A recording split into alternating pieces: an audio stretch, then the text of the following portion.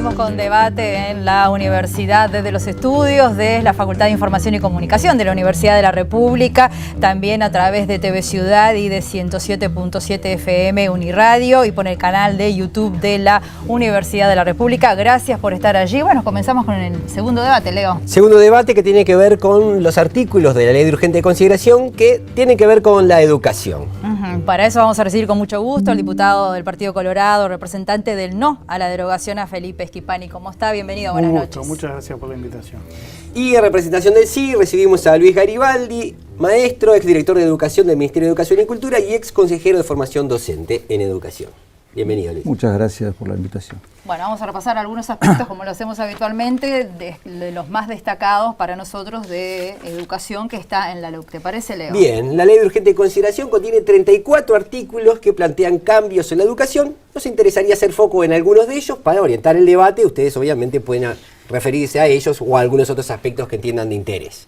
El primero refiere al nuevo rol del Ministerio de Educación y Cultura en la definición de las políticas de educación. La Ley de Urgente Consideración establece que ahora el Ministerio de Educación y Cultura elaborará el compromiso de política educativa nacional junto a los 3 candidatos propuestos por el Poder Ejecutivo para integrar el COICEN. También deberá elaborar el Plan de Política Educativa Nacional en el que se fijarán los principios generales y las metas de articulación entre las políticas educativas y otras políticas públicas. El plan va a ser elaborado en coordinación y consulta con las autoridades de los organismos estatales autónomos de enseñanza. Anteriormente, tales políticas educativas serán definidas por los entes autónomos de enseñanza. Por otro lado, la Ley de Urgente Consideración incluye cambios en la gobernanza de la propia educación. Según establece la LUC, dentro de la Administración Nacional de Educación Pública, la ANEP, los consejos de educación inicial y primaria, secundaria y UTU, que tenían 3 integrantes, uno de ellos representantes de los docentes, son sustituidos por direcciones generales, que son unipersonales, y se elimina la representación docente directa. Según lo redactado en la ley, estarán a cargo de un director general, que será designado por el Consejo Directivo Central, el CODICEN, y los directores generales integrarán el CODICEN con voz pero sin voto. Y finalmente, en la LUC se introducen cambios al Sistema Nacional de Educación Pública y su comisión coordinadora, que antes estaba integrada por el MEC, la Universidad de la República, la UTEC y la ANEP. Ahora vamos a ver la placa que acompaña esto que estamos diciendo, que según dispone la Ley de Urgente Consideración, el Sistema Nacional de Educación Pública es eliminado y se crea el Sistema Nacional de Educación. Esta comisión coordinadora está integrada, además de los que ya estaban antes, tienen la participación de representantes de la educación básica privada, educación universitaria privada, el INAU, INEFOP, formación policial y formación militar. Bueno, más o menos rápidamente es un breve resumen. Ya hicimos el sorteo, así que Luis Garibaldi le tocan sus 3 minutos para referirse un poco a lo que creen son los principales artículos que conviene derogar de la Ley de Urgente Consideración relacionados con la educación. Bueno, muchas gracias a Leo, a Rosina, al doctor, y creo que la Universidad de la República y TV Ciudad han tomado una medida realmente importante. Notoriamente estamos muy cerca del referéndum y resulta que la mayoría de la población no conoce los artículos y que demuestran de que no estamos ante una ley popular ni una ley conocida. Por lo tanto, la propia existencia del referéndum demuestra que era necesario aplicar un mecanismo constitucional, democrático como el que estamos viendo, para que la gente el día 27 sea legisladores. Nosotros en educación vamos a iniciar, en primer lugar, demostrando de que se parten de premisas falsas. La primera premisa falsa es que nosotros venimos de un deterioro de 15 años, que es imposible de sostenerlo con cifras, sí el relato, los datos no. Y eso es lo que vamos a la educación pública, los que llevamos a nuestros hijos a la educación pública, sabemos que esto no es así. En una encuesta que hizo el CODICEN hace poco tiempo, el 87% de los padres que envían a sus hijos a la escuela pública dijeron que están satisfechos, son muy satisfechos con la educación que reciben. Y el 83% de los que enviamos, tengo un niño, un joven todavía, un niño ya no, en la educación pública también están satisfechos. Pero además las soluciones que se plantean están lejos de ni siquiera enfrentar problemas que sí existen, como por ejemplo el egreso de educación media superior, que mejoró pero no tanto, y vamos a ver algunos artículos.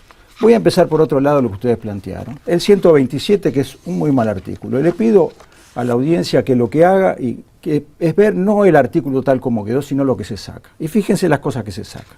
Se elimina una frase que dice: a tales efectos se asegurará la extensión del tiempo pedagógico y la actividad curricular a los alumnos de educación primaria y media básica. ¿Cómo ayuda a sacar esto a resolver los problemas de la educación? No lo entiendo. No sé por lo que lo votaron, seguramente el diputado nos va a decir.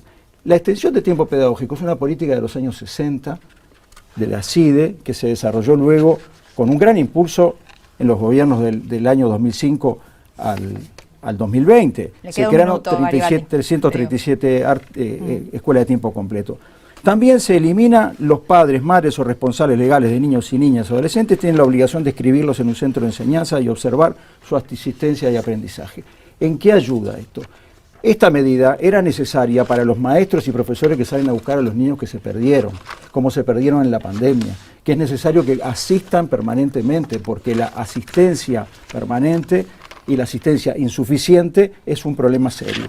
Y por último, solo la mención, el artículo 140, que habla de la primera infancia, por primera vez en una Ley General de Educación, que es clave para el desarrollo de las personas, es clave para lograr una mejor vida para esos niños, pero también para su continuidad educativa, y se le incluye la educación en la primera infancia, no es obligatorio. ¿Cuál es el sentido de poner esto en una ley?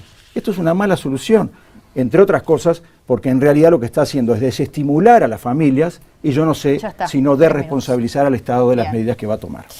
Adelante, diputado, tiene sus 3 minutos. Bueno, agradecer a la Universidad de la República, agradecer a TV Ciudad, que se generen estos ámbitos para el debate, para la discusión, para el intercambio. Decir también, pues, de honestidad, se lo decía recién al rector, a quien agradecemos también que esté atrás de cámara, nos preocupa cómo en algunos centros universitarios hay pancartas en defensa del sí. Creo que es a contrapelo de lo que está planteando la universidad en este ámbito, ¿no? La universidad es de todos, es de los que votamos sí, de los que votan no, de los que votan en blanco, anulado. Eso lo lamento, me preocupa y llamo a la reflexión a los decanos, a los consejos. No partidicemos a la Universidad de la República. En primer lugar, tenemos una discrepancia con el profesor Garibaldi. La educación pública del Uruguay sufre un deterioro muy importante. Lo dicen las cifras, no quiero abundar en ellas, no quiero aburrir con las mismas, pero nosotros tenemos niveles de aprendizajes que se han venido deteriorando. Las pruebas PISA del año 2003, plena crisis del Uruguay, año 2003, exhibieron mejores resultados que las últimas pruebas PISA de los gobiernos del Frente Amplio del 2018, 15 años después, ¿no? Peores resultados que las del 2003.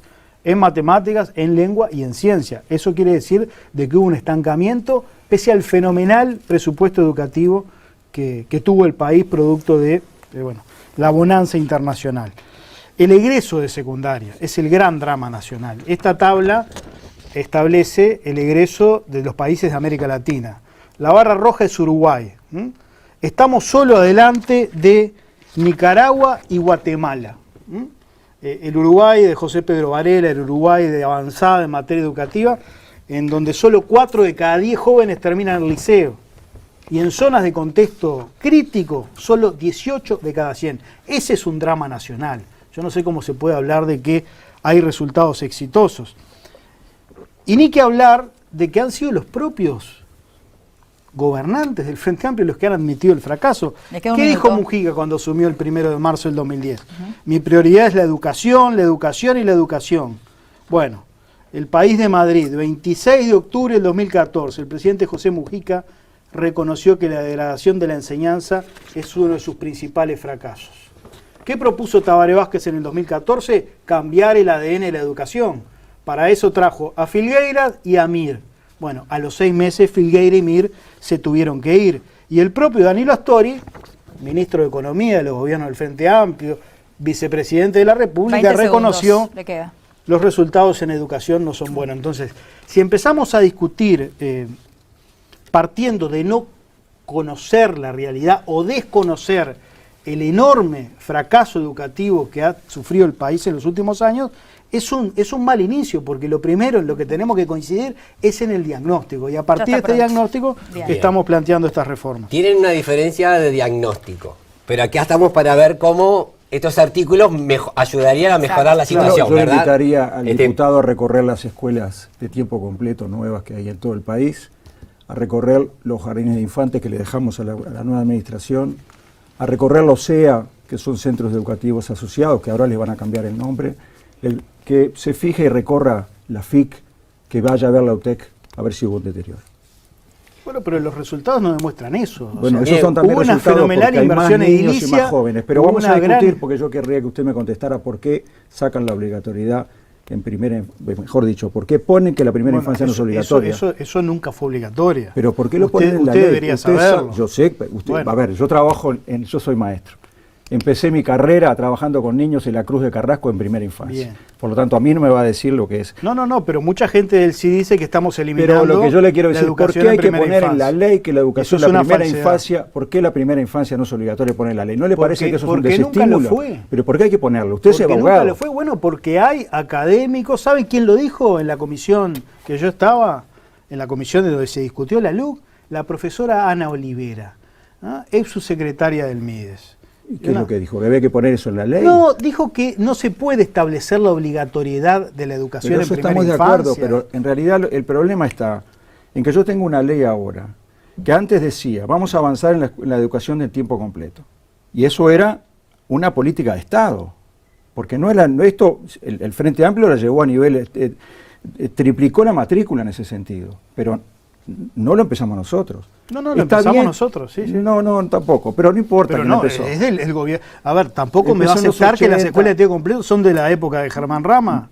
Sí, empezaron un poco antes, pero no importa. No, No, eso no. es un detalle, pero es un No, no, detalle, porque detalle, eso lo discuten es en la discutir coalición con porque es los una discusión hechos. entre blancos y colorados. No. Pero Antes eran las escuelas al aire libre, eran sí, otra cosa. No, pero empezaron con alguna experiencia, pero no importa eso. Lo que quiero decirle, ¿en qué ayuda a los problemas que usted planteó, que algunos los comparto, más allá de que se mejoraron y que el estancamiento en PISA es producto de que tenemos muchos más jóvenes en el sistema educativo, y eso lo dice PISA Internacional? ¿En qué ayuda a decir que los padres, madres no tienen la obligación de llevar a sus hijos a la escuela? ¿En qué ayuda a eso? Bueno, ¿en qué ayuda incluir en la ley, que es un desestímulo, Porque eso es que una no es inconstitucionalidad y usted lo sabe porque No. participó del proceso de elaboración de la ley Por lo del tanto, 2008. no hay ninguna- Eso es una inconstitucionalidad que la señaló Casinelli Muñoz, Perdón, que no era de la coalición, perdón, y perdón, señaló sacarlo, nadie hizo ningún proyecto, ningún recurso de inconstitucionalidad. Bueno, pero se planteó además, a nivel yo académico. le pregunto, ¿cuál es la señal a la sociedad, a los padres, a los maestros que salen a buscar y a los profesores que salen a buscar a los niños que quieren integrar a esos chiquilines? Decirle que no, no es cambia obligatorio nada, eso. no cambia nada Pero porque de todas- el código de la niñez y la ¿Cómo no va a adolescencia, cambiar? pero el Esquipani, código de la ¿pero por niñez qué y la lo pusieron adolescencia, en una ley de urgencia? Pero a ver, no existía hasta el 2008 y usted puede sostener que el 1877 de la reforma vareliana hasta el 2008 la educación de este país no Usted fue sabe- obligatoria. Mire, tenemos más niños. No, pues afirmar eso es Logramos sostener que no tener fue más obligatoria niños la que pasan educación de la educación previa al primaria a la 2008. educación secundaria. Prácticamente todos los niños que terminan la escuela ingresan a educación media básica como no había antes. Sí, después abandonan, El ¿no? 91% de los jóvenes. Mínimamente. No es mínimamente. Solo 4 de cada 10 jóvenes terminan el liceo. Una cosa es cuando terminan el liceo y ese es un problema En que estamos de contexto acuerdo. crítico, 18 de cada 100. Pero no me repita lo mismo. Tenemos tasas Yo lo que africanas, le quiero- Garibaldi. Ahora, Tratemos no, de... en Tiene realidad... problema de diagnóstico, no van a coincidir en algunas cifras, pero la gente está del otro lado diciendo, ¿qué voy a hacer el domingo? ¿No? ¿De qué manera esta papeleta que pongo mejora o empeora la situación de la educación? Si quieren nos dividimos los tiempos 2 y 2 y yo le explico por qué nosotros estamos sosteniendo que esto es importante. Por supuesto, la Adelante. reforma educativa no se hace a través de la LUC, las reformas educativas no se hacen a través de leyes, se hacen a través de la gestión y en eso está embarcada la ANEP. Lo que sienta las bases, la LUC, bueno, para la apoyatura de la reforma, entre ellos lo que es el cambio en la gobernanza de la ANEP, para hacerla más ágil, para hacerla más dinámica, para poder adaptarla a los nuevos tiempos. La estructura de la ANEP es la estructura de la ley del 72. ¿Y ahora se está viendo la agilidad ya? Y yo creo que sí. ¿En qué se ve concretamente? A ver, Y ejemplos bueno, concretos de agilidad. en que se trabaja en clave ANEP, de que ya no existen compartimentos estancos, de que ya no toma primaria decisiones que repercuten en secundaria y UTU y después se enteran por la prensa, en que ya no toma Codicen una decisión y después se la trancan en secundaria, ¿no? Como era habitual en el pasado, ¿no? El plan Pro Mejora es emblemático, ¿no? Codicen lo aprobó y después no lo quiso implementar secundaria. O sea que para ustedes parte de los problemas que había estaban en la gobernanza. Parte de los problemas era la forma en que la ANEP tomaba decisiones. A ver, para que la gente sepa, si teníamos que reunir a todas las personas que tenían que tomar decisiones, eran 19 personas que integraban 4 colegiados distintos. Ahora lo que se hace es cambiar los consejos desconcentrados por direcciones generales y se integran a esos directores generales al CODICEN, en donde allí se discuten todos los temas educativos e incluso participan también los docentes, ¿no?, que fueron electos por sus representantes. Luis, ¿la gobernanza es la forma de atacar estos problemas? Se ha planteado, bueno, el diputado lo plantea, hay que ser más eficiente y ustedes lo plantearon al principio. La eficiencia es más peso para los políticos, menos peso para los docentes. Menos autonomía, más dependencia de las decisiones políticas. Menos políticas de Estado, más políticas de gobierno. Eliminaron el sistema de educación pública. Se creó una comisión coordinadora. Se crearon dos en realidad porque en el Parlamento hubo presiones y lograron crear una comisión de educación pública. Eso era urgente, eso iba a mejorar la educación. ¿Sabe cuántas veces se reunió en el 2020? Ninguna. ¿Sabe cuántas veces se reunió en el 2021? En el 2020, plena pandemia, no había nada para coordinar. Se reunió una vez este año. En el 2020 no se reunió nunca. En el 2021, en el peor momento de la pandemia, donde la universidad, la ANEP, el ministerio, la UTEC tenía que coordinar, ninguna. Tan urgente no sería. Usted sabe... Este año, déjeme, yo lo dejé de hablar. Este año se reunió una vez, un mes antes del referéndum. El señor dice, el diputado, perdón, dice, los directores generales participan de los consejos. ¿Saben desde cuándo participan los directores generales del consejo? Del 2009, desde que se aprobó la ley. La diferencia es que cuando estaba ese director general, primero discutían los temas políticamente importantes, estatuto, presupuesto, cambio de planes, etcétera, y no licencias y licitaciones como tiene que discutir ahora, pero cuando estaba el director, había consejeros que recorrían las escuelas, los liceos y sabían la realidad. Hoy se están tomando, y tengo otro problema de diagnóstico, pregunte a los directores, a los maestros que participaron en el concurso de directores a ver si son más ágiles. Pregúntele a los docentes de UTU que estaban discutiendo la formación profesional básica a ver si son más ágiles. Pregúntele a los maestros comunitarios que ahora le recortan casi 50 cargos y quedan 1000 niños sin atender a ver si son más ágiles. No son más ágiles. Mientras los directores generales estaban allí, los consejeros estaban recorriendo el territorio. Cuando se tomaban decisiones con mucho más conocimiento. Y la clave ANEP no nace ahora, sino en la propia ley 2008 se establece esa misma clave ANEP. Lo que sucede es que antes teníamos consejos donde se discutía de forma colectiva con distintos puntos de vista y con puntos de vista técnicos. Hoy día lo que le pasa a los maestros, porque lo veo, porque recorro las escuelas, porque conozco y los recorrí en estos 2 años, es que los maestros se enteran de las decisiones del CODICEN por la prensa, justamente lo que usted dice que está mal, y yo estoy de acuerdo que está mal. Se enteran por la prensa, le preguntan al director, ¿qué sabe? No sé. Le preguntan al director al inspector, no sabe. Y a veces sucede que hasta el propio director general no sabe, porque el grado de descentralización es tan grande que se dirige todo desde Colonia y Avenida del Libertador. Y hay que dirigir no solo de Colonia y Libertador, hay que conocer la realidad, hay que patear la cancha, hay que conocer a las escuelas, a los directores, a los liceos, a las escuelas de UTU. Y eso es lo que no resuelve esta LUC, por el contrario, lo empeora. Hablamos de coordinación y estamos en un debate de la universidad. ¿Sabe lo que dijo el rector cuando estuvo hace pocos meses en la Comisión de Educación de la Cámara de Representantes? Que el récord de matrícula de la universidad en gran medida fue gracias a las negociaciones y a los acuerdos que se hicieron con la ANEP para coordinar los periodos de exámenes, para las previas, para los ingresos, de modo que no se puede decir de que no hay coordinación entre la ANEP y la Universidad de la República, los dos grandes entes autónomos. Tampoco se puede decir que las autoridades actuales de la educación no patean, no recorren el país, los vemos todos los días. Vemos a Robert Silva ir para todos lados, vemos a los consejeros recorrer el país, a los directores generales. Es cierto que antes participaban los directores generales del CODICEN, pero participaban en los temas de su subsistema. Ahora se integran al Consejo y participan de toda la deliberación, porque se enfoca la conducción de la ANEC desde una dirección única. Ya no existen compartimentos estancos, ya se acabaron los chacrismos. Se trabaja en clave ANEP y es yo no quiero hablar de nombres propios, pero tenemos antecedentes, veamos lo que pasó en el periodo pasado en secundaria, ¿no? Los cortocircuitos entre Celsa Puente y Wilson Neto, el desconocimiento de la autoridad de una al presidente de la ANEP.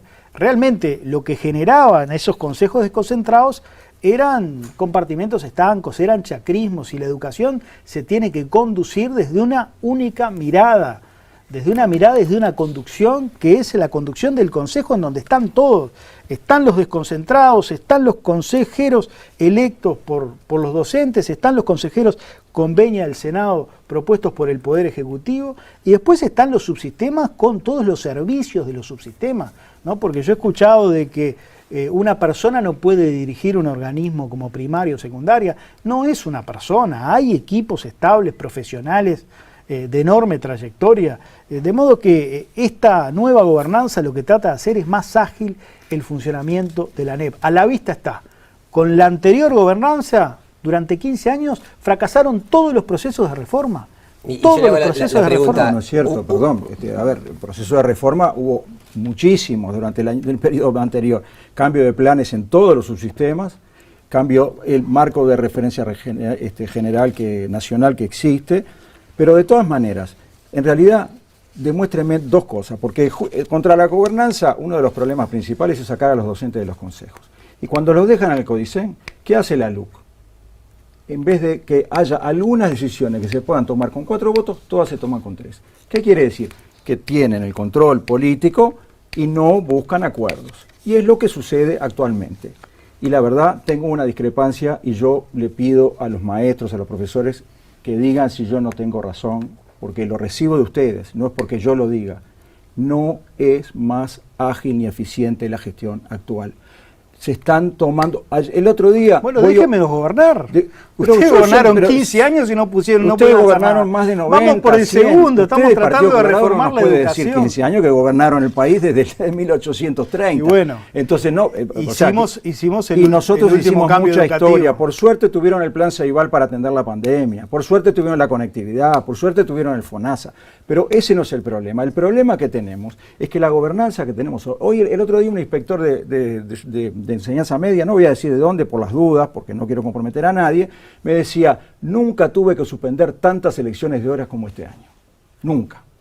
El concurso de directores que le dije está lleno de irregularidades. Bueno, porque las boicotean los sindicatos con los que ustedes están aliados, ¿no? En el interior no es así. Sí, ocupa UTU y no pueden ir a elegir horas. Eligieron igual. Ocupa FENAPES, con quienes ustedes ahora están aliados, y no pueden ir a elegir horas. Yo vengo acá representando al CI y FENAPES. También, sí. El CI de FENAPES. Sí, bueno, pero... Son los que no quieren cambiar la educación. ¿Sabe lo que sucede? Es que... Son los que le quieren poner el palo en la rueda. Los sindicatos, usted que hizo una campaña contra los sindicatos, el resultado que ha tenido, déjeme terminar. Después el resultado que ha tenido es que en las elecciones del 23 de octubre del 2021 hubo elecciones. Yo no voy a tolerar que digan que yo estoy haciendo una campaña. Termina Luis y sigue usted. Hubo una elección de consejeros, el 72% de los docentes apoyaron las listas sindicales. En las elecciones anteriores, un consejero que había sacado una cantidad menor de votos no era de los sindicatos. El consejero de UTU tampoco venía con lista sindical, a pesar de que había sido sindicalista. Este año los docentes le dieron la respuesta. La inmensa mayoría votó por las listas sindicales. ¿Eso no es una señal? ¿Se quiere hacer una reforma sin los docentes? ¿Contra los sindicatos y contra los docentes? Porque usted me va a decir, le damos participación a las asambleas técnico-docentes, pero ¿sabe que están cambiando el perfil de los maestros comunitarios? Política exitosa, ejemplar, utilizada en UNESCO como un referente a nivel latinoamericano, y no fue consultada la asamblea técnico-docente. ¿Sabe cuál fue la lista más votada en las elecciones docentes? El voto en blanco. No, señor. Para empezar, no, señor. Vaya a los datos de la Corte Electoral. Estuve en los escrutinios, no es así. Pero más allá de eso. El voto en blanco descendió más allá de eso. De todas maneras, yo quiero después hablar con formación docente. Bueno, las corporaciones docentes, no dicho por mí, lo acaba de decir hace muy poco el jefe de campaña del CI, ¿no? Que son el gran obstáculo para el cambio y la transformación de la educación. Lo han reconocido hasta el propio expresidente Mujica, ¿no? Que dijo hay que hacer M. No, digo para dejar en evidencia la contradicción. Yo le puedo decir que ahora que el Frente Amplio está aliado de las corporaciones que han sido y van a seguir siendo el principal obstáculo al cambio educativo. Ese es el debate de fondo. ¿La sociedad quiere que haya un cambio en educación? ¿Queremos cambiar o queremos que siga todo como está? Si queremos que todo siga como está, ponemos un cartel en la puerta del CODICEN, acá no cambia nada, voten sí. Los que no quieren el cambio educativo, voten sí. La única esperanza de cambiar la educación es respaldar a las actuales autoridades que están emprendiendo un proceso de transformación. Es el no. Estos artículos los impugna FENAPES, ¿no?, que es quien está a la avanzada de la impugnación de estos artículos en materia educativa. Y FENAPES supone definitivamente dejar todo como está y ponerle un palo en la rueda, porque realmente lo han demostrado en las comisiones investigadoras. No tiene ningún interés por la educación, no tiene ningún interés por los estudiantes, lo único que les interesa es preservar sus espacios de poder. Hay que leer las actas del Consejo de Educación Secundaria para ver cómo se manejaban en connivencia con las autoridades a las que extorsionaban permanentemente. Yo voy a hablar a confesión de parte, relevo de pruebas. Yo voy a hablar de la formación docente. Porque se crea un programa de fortalecimiento de la formación en educación en el artículo 171 en el Ministerio de Educación y Cultura, bastante violatorio de la autonomía, pero además en el literal B se crea un sistema nacional de becas. Y hay una propaganda que creo que es del Partido Colorado que dicen, ahora van a tener beca. Primero, hay dos falsedades. Las becas existen en formación en educación desde el 96 y en el 2015 creamos un sistema nacional de becas que estamos entregando 2.279 por año. Cifra corroborada en el día de hoy, para todos los estudiantes. Pero además dice, para premiar a aquellos estudiantes que participen en propuestas de formación universitaria. ¿Saben cuáles son las únicas instituciones que tienen propuestas de formación universitaria en educación? Las universidades privadas. Si luego mañana, por este o cualquier otro procedimiento, puedan tener otras instituciones, van a competir por las becas. ¿Hay recursos para pasárselo a las instituciones privadas que ya tienen la subvención que dice la Constitución de la República y que es bastante generosa? Yo creo que no. Déjeme terminar. Usted sabe que la ANEP tuvo una disminución de ingresos de 80 millones de dólares en estos 2 años, ¿no? Educación, cambio, transformación, pero sin plata. Ahora, ¿hay plata para las becas de las instituciones privadas? Yo digo, si hay plata para esas becas, que esa plata vaya para las becas de los estudiantes de las zonas desfavorecidas, de los departamentos del interior, que no pueden recibir todas las becas que se requieren, porque más allá que ese es un esfuerzo enorme, todavía hay estudiantes que no pueden recibir la beca. Y yo participé de esa comisión de beca y le puedo asegurar que nos dolía cuando teníamos que decir a este sí y a este no. Si hay plata, que sea para los estudiantes de la educación pública, para los del interior, para los de Montevideo, para los de Rivera, Cerro Largo, Tacuarembó, que eran los que llevaban más becas porque ahí es donde hay más pobreza, pero por suerte hay estudiantes que siguen estudiando y que quieren ser maestros o profesores. Usted fue consejero de formación docente y debería saber que ni a nivel público ni a nivel privado se tiene el carácter universitario. O sea, no, a nivel privado sí. No, a nivel ¿cómo privado. No? Elvio Fernández está reconocido por el Ministerio de Educación y Cultura. Elvio Fernández, Universidad de Montevideo. Es terciario, no, pero es universitario. No tienen el carácter universitario. Averigüe bien. No, como me va a decir, averigüe, estuve en el Ministerio y estuve en el CFE. Bueno, son universitarios. No son universitarios. Mire, la licenciatura en Educación Inicial es una licenciatura. No tiene carácter universitario, ni lo público ni lo privado. Perdone, Equipane, se está equivocando, discúlpeme. No tiene el reconocimiento, pero no tiene el reconocimiento de MEC. ¿Tiene? Pregunte, no ¿Cómo tiene? voy a aprender si yo firmé ese reconocimiento? Pero más allá de eso... firmé yo ese reconocimiento. Los egresados de formación docente en este país, el 99% son del sector público. El 99% son del sector público, ¿no? Del Consejo de Formación en Educación. 98, 99. O sea que los beneficiarios de esas becas van a ser los egresados de formación docente del sector público. En todo caso, podrá haber un 1% de estudiantes becados que estudian en universidades privadas, que no tienen recursos, pero están becados y que podrán también acogerse a esas becas. Pero ya que estamos hablando de la formación docente, la LUC sienta las bases para el título universitario, para un viejo reclamo del cuerpo docente de este país, que nuestros maestros y nuestros profesores puedan tener al egreso de su carrera el título universitario a través de un mecanismo de acreditación que va a tener que instrumentar el Ministerio de Educación. ¿Y eso no es una tarea de la Universidad de la República? No, es una tarea del Ministerio. Quien reconoce a las universidades es el Ministerio de Educación. A las privadas, no a las públicas. Bueno, pero en este caso va a reconocer a las carreras de formación docente. ¿Y ahí los maestros tienen que pagar a la caja profesional? No, seguramente no. Pero seguramente no. Pero es un viejo reclamo, a ver, porque si queremos transformar la educación tenemos que jerarquizar el rol de los docentes. Exacto. Hubiéramos votado, y todavía hay tiempo, para la creación de la Universidad de la Educación, Y el Partido Colorado nos acompañó. Ahora que están asociados con el Partido Nacional, pídanle el voto para la Universidad de la Educación que nos negaron en los periodos anteriores. Y sentémonos. El ministro dijo, vamos a fracasar de nuevo. ¿Cómo sabe que vamos a fracasar de nuevo? Tenemos que sentarnos y hacerlo. Y la reglamentación de ese título universitario ya salió, el decreto 358 de diciembre del 2020. ¿Sabe lo que dice? Primero que queda todo el consejo en manos del ministerio, todo, la mayoría, el presidente, designan a los evaluadores. Si yo hubiera hecho eso con las universidades privadas, mis amigos, porque son amigos, rectores de las universidades privadas me hubieran colgado en la plaza pública. No, acá tiene que haber una paridad. Pero además, el decreto dice que puede ser otorgado por sede y por carrera. ¿Qué quiere decir? Que puede haber un maestro en Rivera que tenga título universitario, pero el de Rocha no. No. Bueno, lo dice. Pero es la misma carrera, Garibaldi, no sea malo. Dice carrera, a ver. Pero es una sola carrera. No es una sola carrera porque dice por sede. No. Si está mal, cambiémoslo, que es lo que queremos. Por eso hay que votar. Nosotros le vamos a dar el título universitario que ustedes en 15 años no le pudieron dar. Esa es la verdad. Esa es la verdad. Usted le va a dar a algunos y a otros no. No, le vamos a dar a todos los que egresen de formación en educación, perdóneme, y a todos los que ya están recibidos que van a poder revalidar. ¿Dónde dice eso? Bueno, eso lo va a instrumentar la NEP. No lo dice la LUC y la Ley General de Educación sí lo decía, en el artículo 86 que esta LUC eliminó.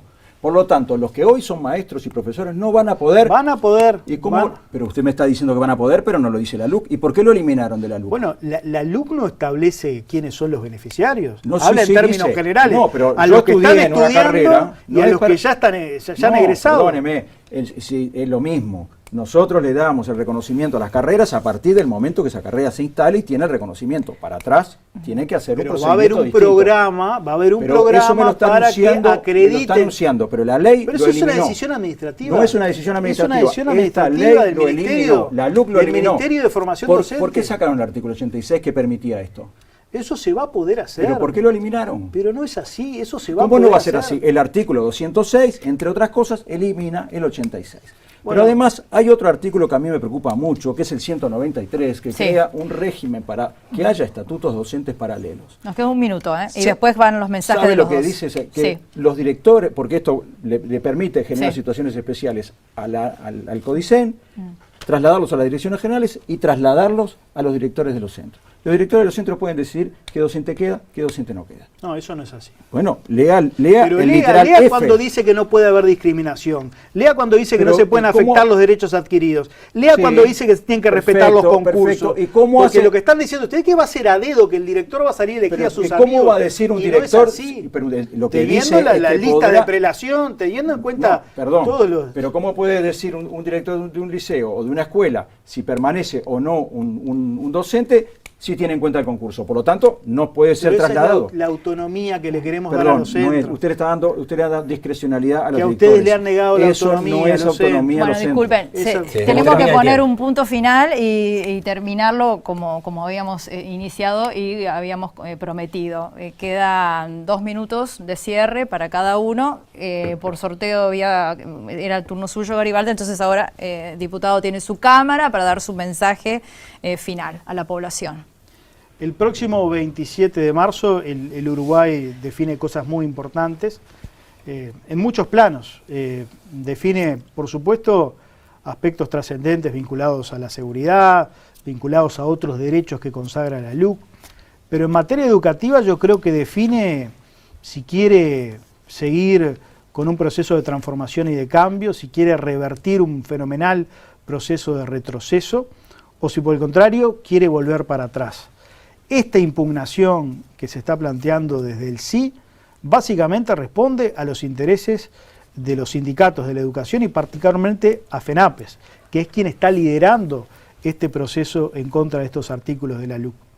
Y por eso la decisión es bien simple. Si queremos apostar a transformar la educación para darle oportunidades a nuestros jóvenes, para que no ocurra que 82 de cada 100 jóvenes en zonas de contexto crítico abandonan el liceo, para que no ocurra que se estanquen como se estancaron en los últimos 15 años los aprendizajes, para que esos jóvenes tengan un futuro.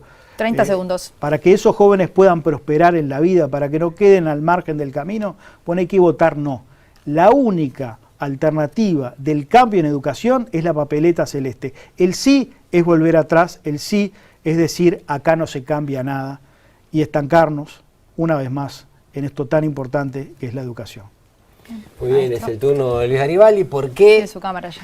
Bueno. este domingo votar por el sí en lo que refiere a educación? Bueno, muchas gracias. El domingo cada uno de los uruguayos es como si fuera un legislador. Por lo tanto, lo que tiene que decidir es qué es lo que va a decir una ley de educación. Si usted cree que una ley de educación tiene que decir que padres, madres y responsables legales deben enviar a sus hijos a la escuela, pero además tienen que observar su asistencia y aprendizaje, usted tiene que votar que sí. Si usted cree que la ley de educación tiene que decir que se debe avanzar en la extensión del tiempo pedagógico en primaria y en educación media básica para darle oportunidad a los niños, pero también a las familias que lo necesitan, tiene que votar que sí. Si usted quiere que se valorice la educación en la primera infancia, que no se recorten las posibilidades, usted tiene que votar que sí. Si usted quiere que se mantenga el Sistema Nacional de Educación Pública con una coordinación de las principales figuras, usted tiene que votar que sí. Si usted quiere una formación universitaria con una universidad de la educación, usted tiene que votar que sí. Si usted quiere que las becas de los estudiantes de formación en educación se intensifiquen, crezcan y vayan para la educación pública, usted tiene que votar que sí. Si usted quiere que los actores políticos se reúnan y se pongan de acuerdo para votar esa ley de universidad de la educación, para ponerse de acuerdo como nos pusimos en el 2010 y en el 2012, para hacer algunas cosas sobre educación todos juntos, porque esto no es un asunto de partidos políticos, usted tiene que votar que sí. El sí del 27 es el sí de la educación pública, el sí para darle el apoyo a los docentes que necesitan. Los docentes no son el problema, los docentes son la ayuda. Sin ellos no va a haber cambio. Muchas gracias. Bueno, Luis Garibaldi, Felipe Schipani, muchísimas gracias por estar acá. Muchas gracias. Nosotros esperamos que esto contribuya, Haber quedan pocos contribuido, días. sí, exactamente. A nosotros por lo menos nos sirvió de algo. Claro, esperemos que así sea y les agradecemos muchísimo y en particular a esta casa que tanto uno quiere, a la Facultad de Información y Comunicación de la Universidad de la República por habernos recibido y también a TV Ciudad por estar emitiendo esto. Buenas noches a todos y bueno, Que pasen muy bien. el domingo tomen la decisión que crean pertinente.